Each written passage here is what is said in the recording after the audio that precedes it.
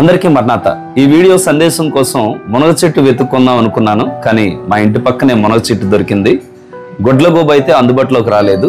గుడ్లగూబను గురించి కూడా ఈ వీడియోలో చూడబోతున్నాం. ప్రశంసకు ముఖస్థుతికి ఉన్న వ్యత్యాసం ఏంటో చూడబోతున్నాం.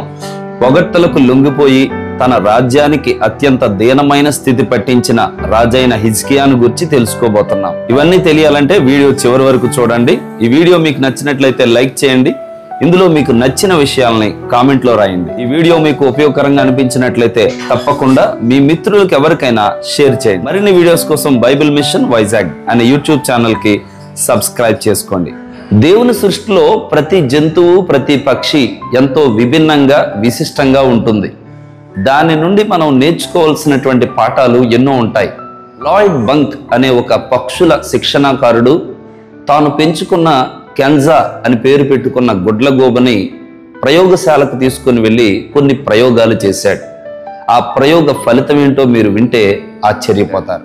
ముందుగా ఒక పావురాన్ని ఎగరవేశారు, ఆ తరువాత ఒక గ్రద్దను ఎగరవేశారు, ఆ తరువాత ఒక గుడ్లగూబను కూడా ఎగరవేశారు.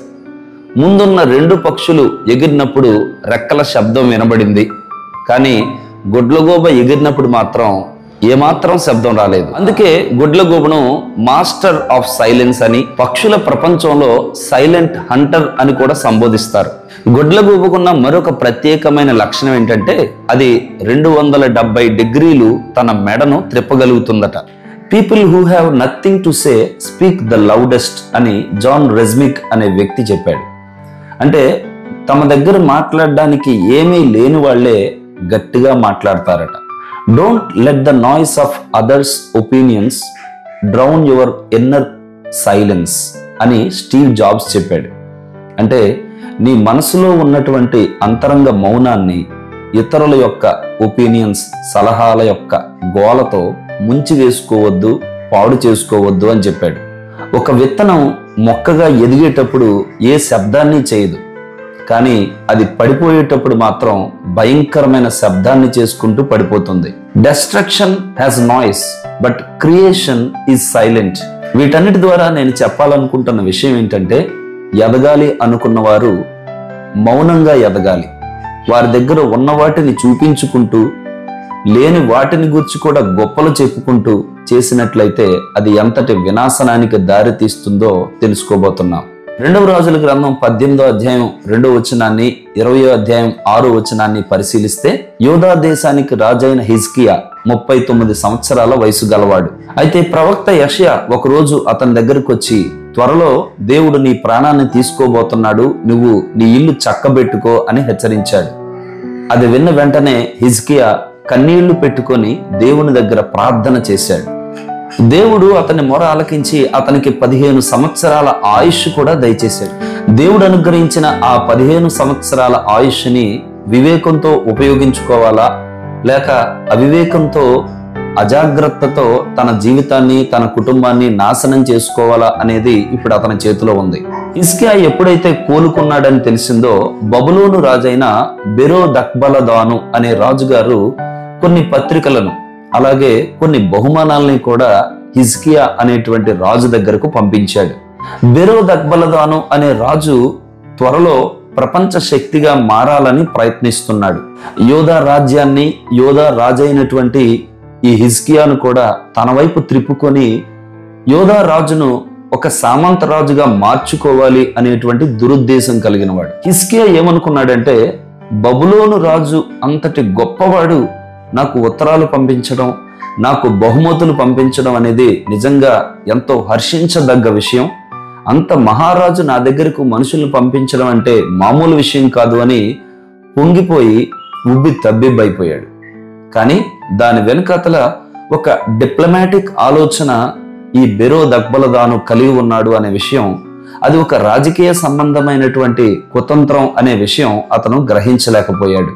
పొగట్టలకి ఊరికినే పొంగిపోయి, ముఖస్థుతికి ఊరికినే లోబడిపోయేటువంటి ఈ హిజ్కియా రాజు ఏం చేశాడంటే, అతని దగ్గరకు వచ్చినటువంటి ఈ బబులోను రాజ్యానికి చెందినటువంటి వ్యక్తులకు తన వద్ద ఉన్నటువంటి సంపద అంతటినీ కూడా ఏ ఒక్కటి మరుగు చేయకుండా చూపించాడు. అయితే ప్రవక్త యెషయా మరలా అతని యొద్దకు వచ్చి, నువ్వేం చేశావు అన్నప్పుడు, నేను ఈ విధంగా ఈ సంపదంతా కూడా వారికి చూపించాను అని చెప్పాడు. నీవు ఈ విధంగా చేశావు కాబట్టి త్వరలోనే మరికొన్ని దినాలలోనే వారు వచ్చి మన దేశ సంపద అంతటినీ కూడా ఎత్తుకొని వెళ్ళిపోతారు. నీ సంతానాన్ని అనగా నీ పిల్లల్ని వారు తీసుకొని వెళ్ళిపోయి తమ రాజ్యంలో నపుంసకులుగా వారిని మార్చబోతున్నారు అని హెచ్చరించాడు, ప్రవచించాడు. ఇదంతా 2వ రాజుల గ్రంథం 24వ అధ్యాయం 10 నుండి 13 వచనాల్లోనూ, 2వ రాజుల గ్రంథం 25వ అధ్యాయం 11 నుంచి 17 వచనాల్లోనూ సంభవించింది. హిజ్కియా దైవభక్తి గలవాడు, స్వస్థత పొందినవాడు, ప్రవక్తతో ఒక మంచి అనుబంధాన్ని కలిగినవాడు, ప్రార్థనాపరుడు, జయము పొందినవాడు, దీర్ఘాయుష్యును దేవుని యొద్ద నుండి బహుమతిగా పొందినవాడు, సంపన్నుడు, పేరు ప్రఖ్యాతులు కలిగినవాడు, దేవుని యొద్ద నుండి ఒక సూచనను కూడా పొందుకున్నాడు, దేవుని చేత హెచ్చింపబడ్డాడు. ఇన్ని మంచి లక్షణాలు హిజ్కియాలో ఉన్నాయి. కానీ ఒక లక్షణం వల్ల అతని జీవితాన్ని, అతడి రాజ్యాన్ని అతను పోగొట్టుకోవాల్సి వచ్చింది.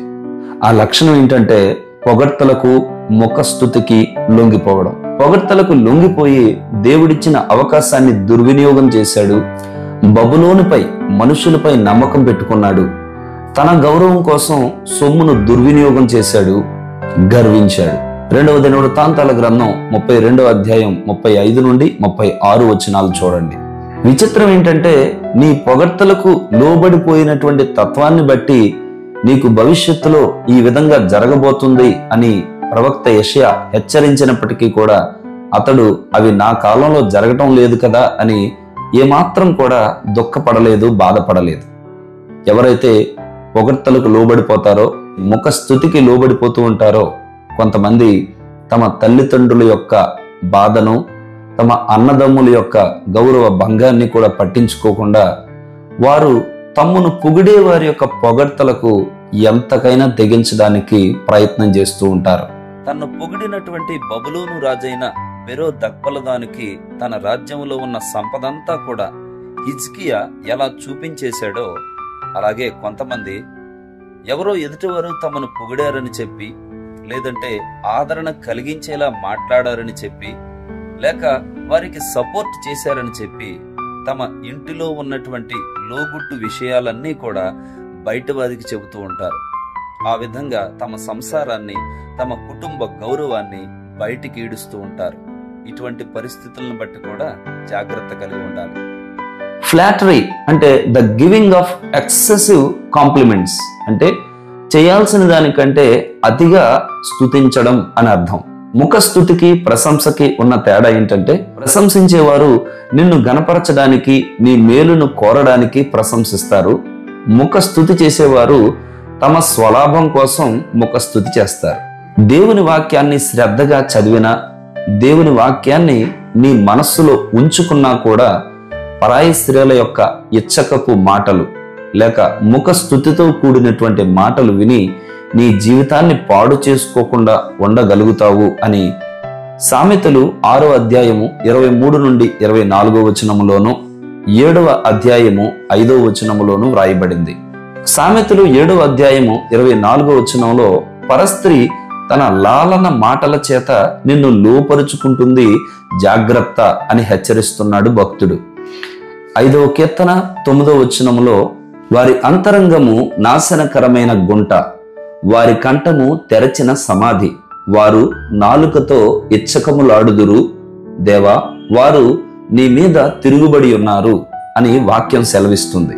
వారి జేబులు నింపుకోవడానికి, తమ సొంత జ్ఞానంతో మిమ్మల్ని మోసం చేసి సద్బోధ నుండి మిమ్మల్ని త్రోవ తప్పించడానికి కూడా అబద్ధ బోధకులైనటువంటి వారు ఏ విధంగా ఇచ్చకపు మాటలు చెబుతారు, లాలన మాటలు చెబుతారు అనేది తెస్సలోనికీయులకు రాసిన మొదటి పత్రిక 2వ అధ్యాయం 5వ వచనంలోను, పేతురు రాసిన 2వ పత్రిక 2వ అధ్యాయం 3వ వచనంలోను, రోమా పత్రిక 16వ అధ్యాయం 18వ వచనంలోను, దానియేలు గ్రంథము 11వ అధ్యాయం 32వ వచనంలోను మనం చూస్తాం. ఎదుటివారు చెప్పిన పొగడ్తలను విని కొందరు మునగ చెట్టు ఎక్కిపోతూ ఉంటారు. అందుకే మునగ చెట్టు చూపించాను. నన్ను మునగ చెట్టు ఎక్కించొద్దు అని కొంతమంది చెబుతూ ఉంటారు. మునగ చెట్టు ఎక్కితే ఆ వ్యక్తి యొక్క బరువుకి అది విరిగిపోతుంది.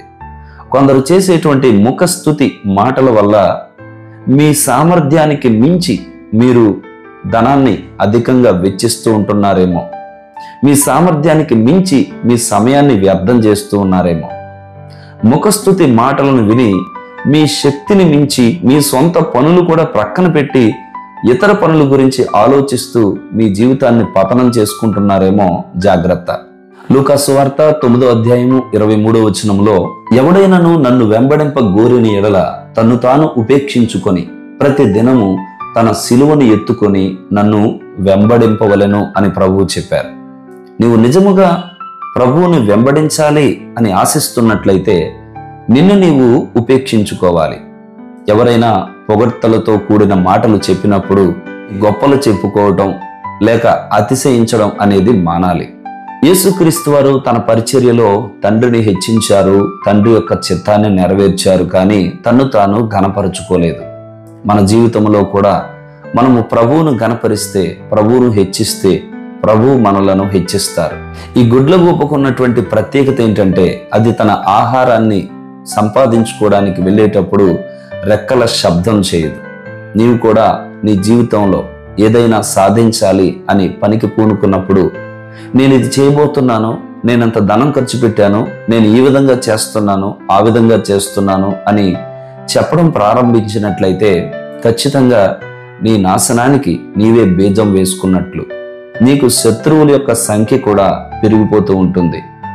ముందు నీ జ్ఞానాన్ని వెల్లడి చేయకుండా నీ డిగ్రీలు ఎక్కడా వెల్లడి చేయవద్దు. నీ ప్రవర్తనను సరిచేసుకోకుండా, వెల్లడి చేయకుండా విలువైన వస్త్రాలు నీవు ధరించి నీ గొప్పతనాన్ని చూపించనక్కర్లేదు. నీ దాతృత్వాన్ని వెల్లడి చేయకుండా లేక తెలియజేయకుండా నీ సంపదను గూర్చి నీవు చెప్పుకోనవసరం లేదు. నీ ప్రేమను వెల్లడించకుండా ఎవ్వరి మీదనూ నీ కోపాన్ని చూపించవద్దు. అది చూపించడానికి నీకు అధికారం లేదు. నీవు దేవుడు చేసిన మేలులను బట్టి ముందుగా ఆయన్ను స్తుతించకుండా ఆయన దగ్గర నీ కోరికల చెట్ట విప్పవద్దు. విలువైన సంగతులను లేక సమాచారాన్ని నీవు తెలుసుకోకుండా గొప్ప సరళమైనటువంటి భాషను నేర్చుకోవటం వల్ల నీకు ప్రయోజనము లేదు. ఒక వ్యక్తిని ఆదరించాలి అనేటువంటి ఆలోచన లేకుండా వారిని అధైర్యపరచడానికి నీకు ఏ అధికారము లేదు. డియర్ ఫ్రెండ్స్, మన జీవితంలో చేయాలనుకుంటున్న దాన్ని చేయటానికి ముందు శబ్దాలు చేయొద్దు, గొప్పలు చెప్పుకోవద్దు. ఆ విధంగా చేయటం వల్ల మనకు శత్రువులు ఎక్కువ మంది అవుతారు. రెండవదిగా, నీ స్నేహితులు నిన్ను పొగుడుతున్నారు అని చెప్పి వారి దగ్గర గొప్పల కోసం విస్తారంగా నీ ధనాన్ని ఖర్చు పెట్టి నీవు నిరుపేదవాడిగా మారవద్దు.